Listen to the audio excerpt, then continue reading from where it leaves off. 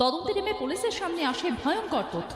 রীতিমতো ছক কষেই মা মেয়েকে জীবিত অবস্থায় পুড়িয়ে হত্যা করা। আপনি কখনো এমন কোনো মহিলার ব্যাপারে শুনেছেন বা জেনেছেন যে তার মেয়ের বড় অর্থাৎ মেয়ের জামাইয়ের সাথে প্রেম এবং শারীরিক সম্পর্ক করে? শুধু এতটুকু নয়, মেয়ের গোপন ভিডিও দিয়ে ব্ল্যাকমেল করে। এই রমাদের এর আগেও দুটো বিয়ে ছিল। এই ডাবল মার্ডার কেসটা যখন পুলিশের হাতে এসেছে তখন পাড়া প্রতিবেশী বলেছে এটা তাদের পাপের শাস্তি। হ্যালো গাইস, আসসালামু আলাইকুম। আশা করি সবাই ভালো এবং সুস্থ আছেন। আপনাদের দোয়া ও ভালোবাসে আমিও ভালো আছি। টপ ক্রাইম ইউটিউব চ্যানেলের পক্ষ থেকে আমি সিরাফুল ইসলাম সজীব পুরো ভিডিও জুড়ে আপনাদের সাথে থাকবো। এই ঘটনাটা 2020 সালের, কিন্তু আপনাদের সহজভাবে বোঝানোর স্বার্থে আমি কিছুদিন পিছনে চলে যাব। ঘটনাটা প্রথম থেকে আপনাদেরকে জানানোর চেষ্টা করব। মেয়ে কলেজে যায়, টিউশনি করে, কিন্তু রমাদে ঘরের ভিতর একাকিত্ব বোধ করে। তাই সে একটা ফেসবুক অ্যাকাউন্ট ক্রিয়েট করে। সাজেস্ট লিস্টে যারাই ছিল তাদেরকে ফ্রেন্ড রিকোয়েস্ট পাঠায়। এদের মধ্যে ছিল একজন শেখ সাদ্দাম। তার সাথে মেসেঞ্জারে যোগাযোগ হয়, কথোপকথন হয়। এই কথোপকথনের এক পর্যায়ে জানতে পারে শেখ সাদ্দামের বাসা তার বাসার কিছুটা সামনে। তাই তাদের মধ্যে একটা বন্ধুত্ব শুরু হয়। যেহেতু সাদ্দামের বাসা তার বাসার কাছাকাছি, তাই সাদ্দামকে সে তার নিজের বাসায় দাওয়াত দেয় এবং তাদের ভিতর আরেকটু ঘনিষ্ঠতা বাড়তে থাকে। তাদের সম্পর্কটা বন্ধুত্বের একটু ঊর্ধ্বে চলে যায়। এভাবেই সাদ্দাম তার বাড়িতে আসা যাওয়া করত। কথায় আছে, নারী পুরুষ কখনো বন্ধু হতে পারে না। এদের বেলাও তার ব্যতিক্রম নয়। আসা যাওয়ার এক পর্যায়ে তাদের ভিতর সেক্সুয়াল কামনা বাসনা তৈরি হতে থাকে। তাই তারা বাসায় দেখা তো করতো, এমনকি তারা তাদের যৌন চাহিদা মেটাতো।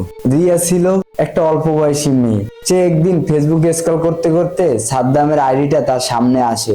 সে জানতো সাদ্দাম তার মায়ের মিউচুয়াল ফ্রেন্ড, তাই সেও তাকে ফ্রেন্ড রিকোয়েস্ট পাঠায়। শুরু হয় তার সাথেও সাদ্দামের কথোপকথন।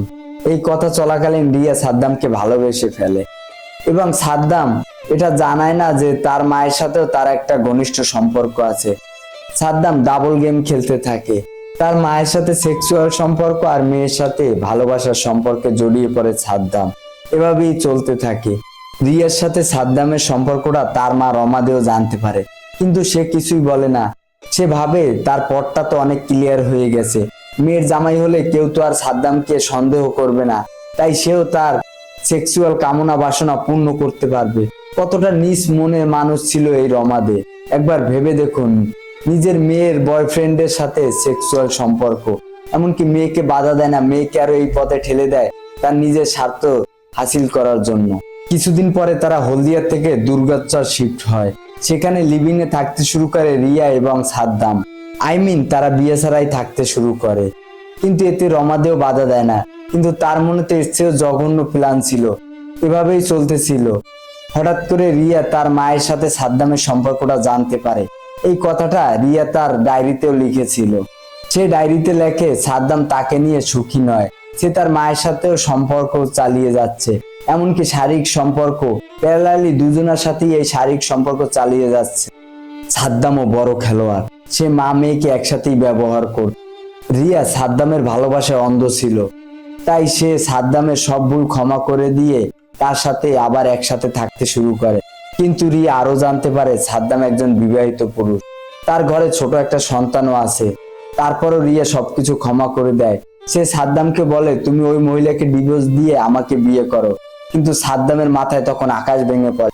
সাদ্দাম ভাবে, আমি তো এমনিতেই এতদিন মা মেয়েকে ভোগ করেছি, তাহলে এখন বিয়ে কেন করতে যাব? এটা নিয়ে রিয়ার সাথে মাঝে মাঝে ঝগড়া হতে শুরু করে। যখন সাদ্দামকে মা মেয়ে বিয়ের জন্য রাজি করাতে পারে না, তখন রমাদে আরেকটা ভয়ঙ্কর প্ল্যান শুরু করে। সে তার মেয়ের এবং সাদ্দামের সেক্সের সময় গোপন ভিডিও করে এবং সেটা দিয়ে সাদ্দামকে ব্ল্যাকমেল করতে শুরু করে। বলে, তোমার আমার মেয়েকে বিয়ে করতে হবে, না হলে এই ভিডিও তোমার ফ্যামিলির কাছে চলে যাবে। সাদ্দাম তো রেগে ফেটে পড়ে, কিন্তু কিছু বলতে পারে না, কারণ তার হাত পা বাঁধা হয়ে গেছে। তাই সাদ্দাম ভাবে এখান থেকে বের হওয়ার একটাই উপায়, এই মা মেয়েকে শেষ করে দিতে হবে। কারণ সাদ্দাম জানতো এই মা মেয়ের আত্মীয় স্বজন কেউ নাই, তাই এদেরকে মেরে ফেললে তেমন একটা ঝামেলা হবে না। 18 ফেব্রুয়ারি 2020 সাদ্দাম রমাদেকে বলে, আমরা এই ঝামেলাটা মিটিয়ে নিই, আমি আপনার মেয়েকে বিয়ে করার জন্য রাজি। রমাদে আসে। রিয়া তো খুশিতে সে বাহির থেকে মিষ্টি আনে এবং চাউমিন আনে, কিন্তু সাদ্দাম এই চাউমিনের ভিতরে বিষাক্ত কিছু একটা মিশিয়ে দেয়। এই চাউমিন খাওয়ার পর তারা মা মেয়ে অজ্ঞান হয়ে পড়ে। সাদ্দাম তাদেরকে গলা টিপে হত্যা করে।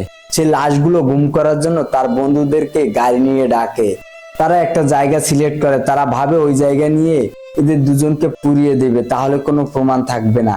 তারপরে তারা জানতে পারে যে জায়গায় তারা এই প্ল্যানটা করেছিল সেই জায়গায় সিসিটিভি ক্যামেরা আছে, তাই তারা তাদের প্ল্যানটা চেঞ্জ করে। তারা সেখানে না গিয়ে তাদেরকে নদীর পাড়ে নিয়ে যায়, গাড়ি থেকে পেট্রোল নিয়ে রমাদের বডিটাকে পুড়িয়ে দেয়, কিন্তু তাদের পেট্রোল শেষ হয়ে যায়। তাই তারা গাড়ি থেকে পেট্রোল বের করে রিয়ার শরীরে ছিটিয়ে দেয়, কিন্তু পেট্রোল অল্প হওয়ার কারণে রিয়ার বডিটা পুরোপুরি পুড়ে যায়নি। প্রতিদিনের মতো জিকুরখালী এলাকার লোকেরা মর্নিং ওয়াক করতে বেরিয়েছে, হঠাৎ করে দেখে আগুন জ্বলে। তাই কৌতূহল বশত তারা সেখানে গিয়ে দেখে দুইটা বডি পুড়তেছে। তাই তৎক্ষণাৎ তারা পুলিশকে খবর দেয়। পুলিশ আসার পর দেখে একটা বডি একেবারে পুড়ে গেছে, অন্য একটা বডির কিছু অংশ আছে, সেটাকে দেখে মনে হচ্ছে একটা মহিলা। তাই তারা লাশকে পোস্টমর্টম রিপোর্টের জন্য পাঠিয়ে দেয়। পুলিশ ইনভেস্টিগেশন শুরু করে। তাদের কাছে কিছুই ছিল না, শুধু অল্প কিছু চুল আর একটা কানের জিনিস ছিল, সেটাতে সতীর চিহ্ন দেয়া ছিল। এটুকুই তাদের প্রমাণ। পোস্টমর্টম রিপোর্টে যা যা লেখা ছিল সেই বিবরণ মতো তারা অনলাইনে ছেড়ে দেয় এবং পুলিশ উল্লেখ করে যে এইরকম ধরনের দুই মহিলাকে যদি কেউ চিনে থাকেন তাহলে আমাদের সাথে যোগাযোগ করেন। এই পোস্ট দেখে এক মহিলা পুলিশের সাথে যোগাযোগ করে। সেই মহিলাটা বলে আমাদের এখানেও মা মেয়ে দুজন থাকতো, তারা হঠাৎ করে উধাও হয়ে গেছে, এমনকি তারা অনলাইনে প্রতিনিয়তই অ্যাক্টিভ থাকতো, এখন তাদেরকে অনলাইনেও দেখা যাচ্ছে না। পুলিশ তৎক্ষণাৎ সেই মহিলার সাথে যোগাযোগ করে, পরে জানতে পারে আসলেই তারাই এই মা মেয়ে। এভাবে ইনভেস্টিগেশন করতে করতে সাদ্দামের নামটা চলে আসে পুলিশের খাতায়। পুলিশ সাদ্দামকে খুঁজতে থাকে, কিন্তু সাদ্দামকে পুলিশ পায় না। তাই তার কাছের এক বন্ধু মঞ্জুকে তুলে নিয়ে আসে। তাকে জিজ্ঞাসাবাদ করতে সে সবকিছু স্বীকার করে এবং সাদ্দাম কোথায় আছে সেটা বলে দেয়। সেখান থেকেই সাদ্দামকে ধরে আনে পুলিশ। সাদ্দামকে ধরে নিয়ে আসার পর পুলিশি জিজ্ঞাসাবাদে আমি এতক্ষণ যে কথাগুলো মিডিয়াকেও এই কথাগুলো স্বীকার করেছে সাদ্দাম। সেই স্পটে গিয়ে যেভাবে তাদেরকে পুড়িয়েছিল সেই ব্যাপারগুলো সাদ্দাম দেখিয়েছিল পুলিশ।